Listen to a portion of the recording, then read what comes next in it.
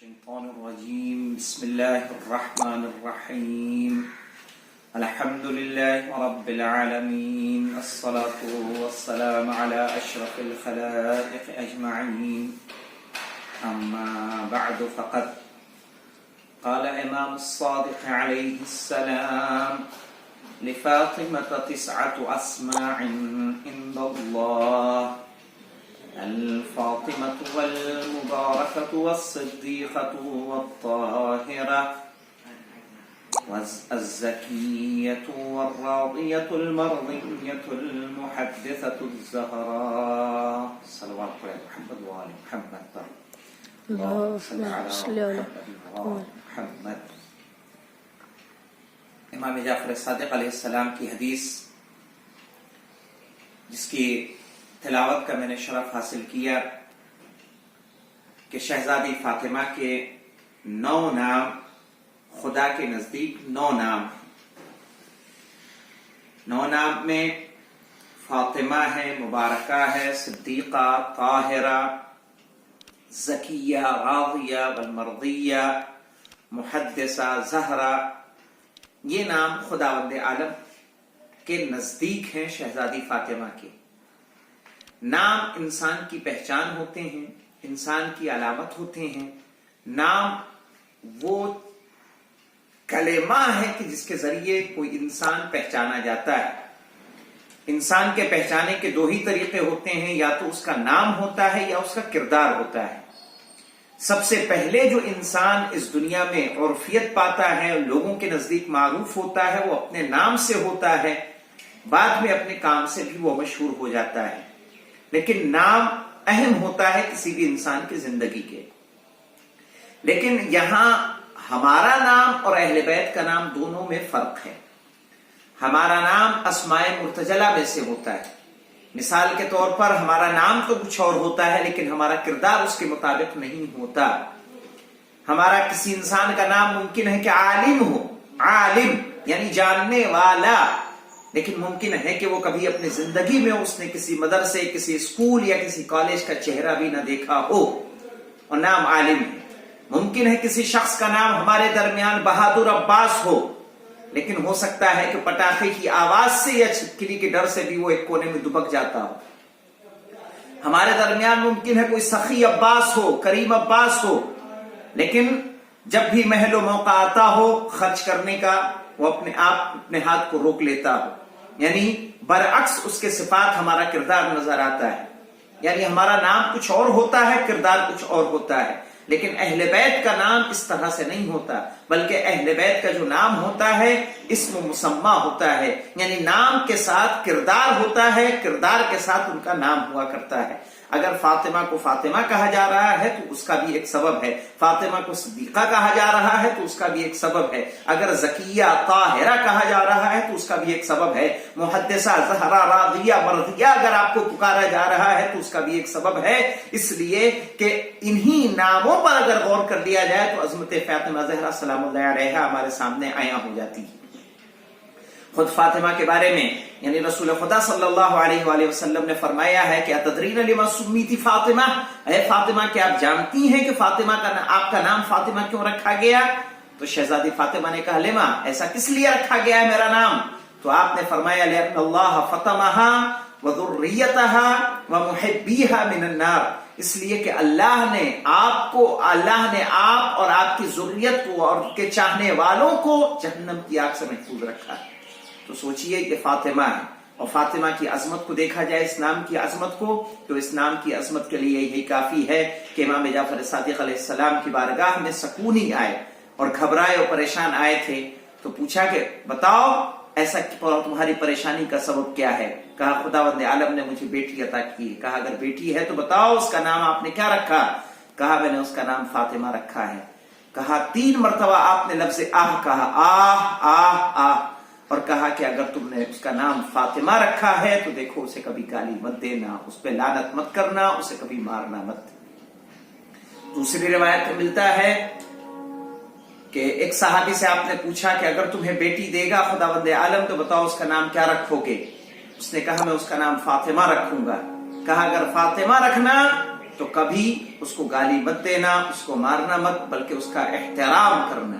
یعنی ایک عام انسان کی اگر کوئی بچی ہوتی ہے، اگر وہ اس کا نام فاطمہ رکھتا ہے تو ائمہ کی نگاہ میں وصیت اور نصیحت یہ ہے کہ اس کے ساتھ کیسا سلوک کیا جانا چاہیے. چاہے کہ ایک بیٹی رسول خدا صلی اللہ علیہ وآلہ وسلم کی تھی کہ جو مدینے کے اندر تھی، لیکن مدینے کے افراد نے اس کے ساتھ کس طرح کا سلوک کیا اور کیسی زیادتیاں کی کہ شہزادی کو سبت علیہ مصائب لو انہا کا مرثیہ پڑھنا پڑا. شہزادی کے اگر ایک اور نام کو دیکھا جائے کہ آپ کو ایک طاہرہ کہا جاتا ہے. طاہرہ یعنی پاک و پاکیزہ، جس کی ذات میں کسی طرح کے گناہ کا کوئی شائبہ نہ ہو، کسی طرح کی نجاست کا کوئی شائبہ نہ ہو، کسی طرح کی شیطنت کا کوئی شائبہ نہ ہو، جس کی ذات ہر پلیدگی اور ہر ناپسندیدہ چیز سے پاک ہو. کیونکہ اس کی دلیل کیا ہے؟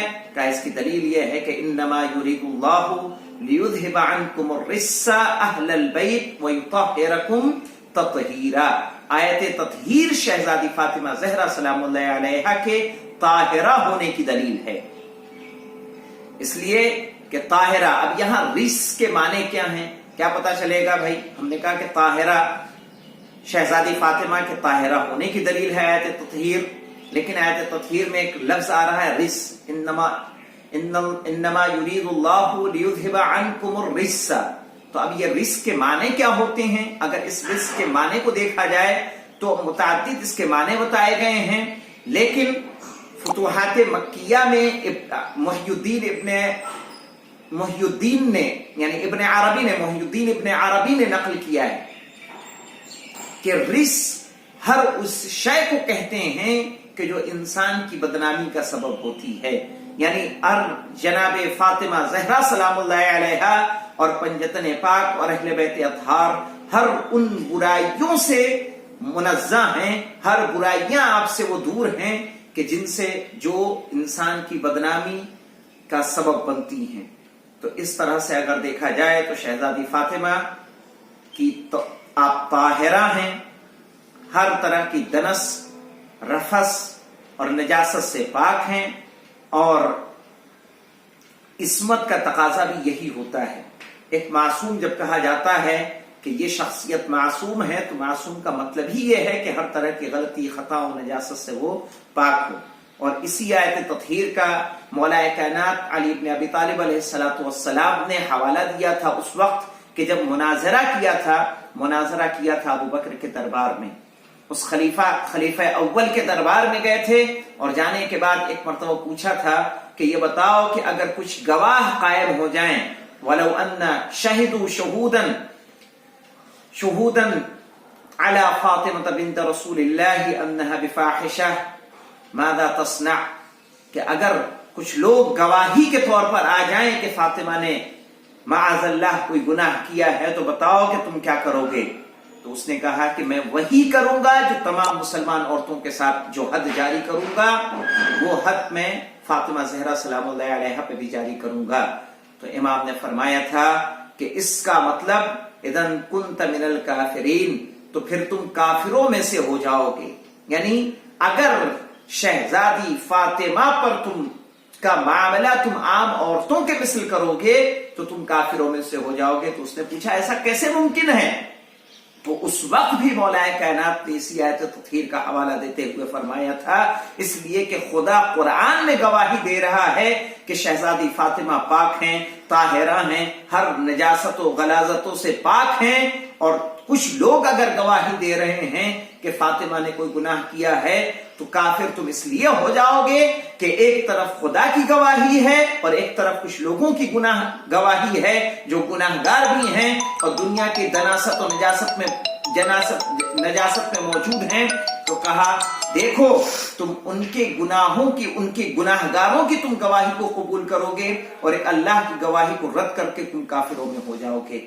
تو عزیزوں، یہ ہے شہزادی فاطمہ زہرا کی عظمت کہ جو شہزادی فاطمہ زہرا سلام اللہ علیہا کے دو ناموں سے ہم نے صرف اخذ کی ہیں، ایک فاطمہ اور ایک طاہرہ سے، اس لیے کہ شہزادی فاطمہ کی وہ عظیم شخصیت ہے کہ جیسا کہ مولا کائنات نے آپ کے طاہرہ ہونے سے اور آیت تطہیر سے آپ کو اس طرح کا پاکیزہ ثابت کیا کہ اگر کوئی جناب فاطمہ زہرا سلام اللہ علیہا کے حوالے سے کسی طرح کا غلط دعویٰ بھی کرتا ہے تو وہ دعویٰ بھی قابل قبول نہیں ہوگا، کیونکہ خداوند عالم آپ کے طاہرہ ہونے کی دلیل دے رہا ہے۔ تو اب اگر اس کے پس منظر میں دیکھا جائے، اس کے تناظر میں دیکھا جائے، تو ہمیں پتا چلے گا کہ جو شہزادی فاطمہ زہرا کے ساتھ سلوک کیا گیا آپ کے فدق کو چھیننے کے بعد، تو کون کس دائرے میں کھڑا ہوگا اور کس کا مقام کہاں پر ہوگا۔